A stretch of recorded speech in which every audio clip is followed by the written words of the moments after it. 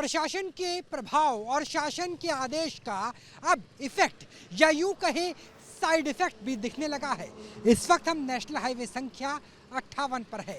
ये दिल्ली को देहरादून और हरिद्वार से जोड़ते हैं। यहीं से ही जो कावड़ मार्ग है वो जाता है। दरअसल ये मुजफ्फरनगर की सीमा कहा जाए तो ठीक रहेगा। यहाँ पर एक होटल है साक्षी टूरिस्ट के नाम से, साक्षी टूरिस्ट ढाबा है। यहाँ पर 4 कर्मचारी काम करते थे, जिसमें वकार है, शौकत अली है, एक बिहार के कर्मचारी है और एक स्थानीय है जो आमतौर पर तंदूर में रोटी बनाने से लेकर के और वेटरिंग तक की सर्विस में लगे हुए थे।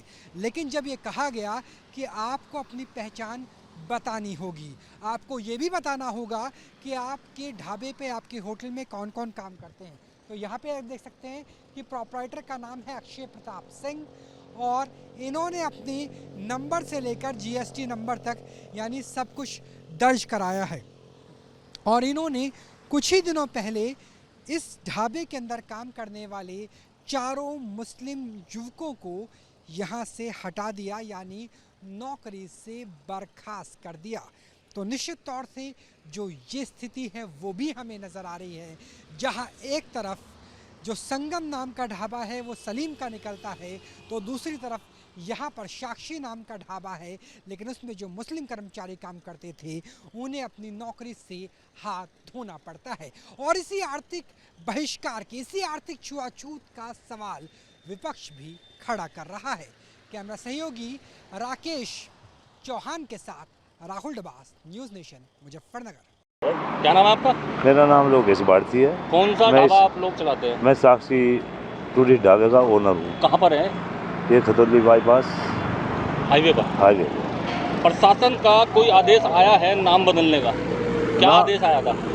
ये आया था कि आप प्रोपराइटर का बोर्ड लगाएंगे, जो प्रोपराइटर मतलब जो चला रहा है वही उसका नाम होना चाहिए, जिससे कि ये पता चल सके कि किसका होटल है। भाई ये तो मैं कह नहीं सकता क्या नाम, भाई इस बारे में तो नहीं कह सकता। वो लगा दिया आपने, उसके बाद में आपके यहाँ पर कुछ मुस्लिम लड़के जो काम करते थे उनको भी हटाया गया है। हाँ, ये उन्होंने कहा क्या ना, भाई प्रशासन के आदमी आए थे, उन्होंने क्या कहा? उन्होंने कहा क्या ना, भाई ये नहीं रहने चाहिए, मुस्लिम लड़के नहीं रहने चाहिए। कितने लड़के थे आपके यहाँ? हमारे यहाँ 4 थे जी। 4 को हटा दिया? हाँ जी। कब हटाया है? होले होंगे 6-7 दिन। उनके नाम क्या है? एक तो है जी मुंशी जी बोल रहे हैं उन्हें। हाँ। एक शफकत अली है। हाँ। काजियान का। शफकत अली। हाँ जी। एक वो है वकार है जी। ये क्या नाम है, जो इससे नहरसुरी कॉलोनी है उसका है। और एक लड़का बिहार से है, वो भी मुस्लिम है। हाँ जी। क्या काम करते थे यहाँ खाना वाना बनाने का?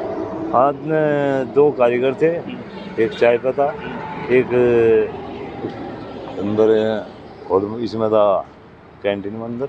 वो कौन सी पुलिस, कौन से लोग थे जो आए थे जिन्होंने कहा था कि मुस्लिम लड़के नहीं काम करते? भाई इस बारे में तो नहीं कह सकता। थाने से आए थे? कहाँ से?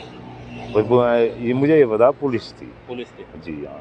उसके बाद ऊपर से आदेश ऐसे ही है। अच्छा, जो ये आदेश हुए हैं नाम बदलने के, तो क्या लगता है कि कावड़ पर क्या कुछ असर पड़ेगा इस चीज़ का?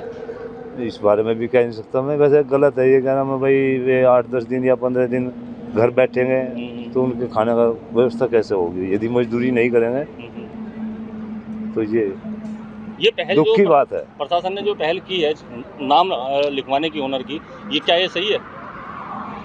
ये तो एक तरह से वो ठीक भी है, लेकिन लड़कों को हटाना अपनी समझ है क्या ना, भाई कावड़िया किस जगह खावे किस जगह ना खावे। लेकिन ये है कि भाई जैसे वे यहाँ पे काम कर रहे थे, वही यहाँ से मना करा तो वो गलत है। न्यूज़ नेशन अब व्हाट्सएप पर खबरों के ताजा अपडेट के लिए न्यूज़ नेशन के इस QR कोड को स्कैन करें।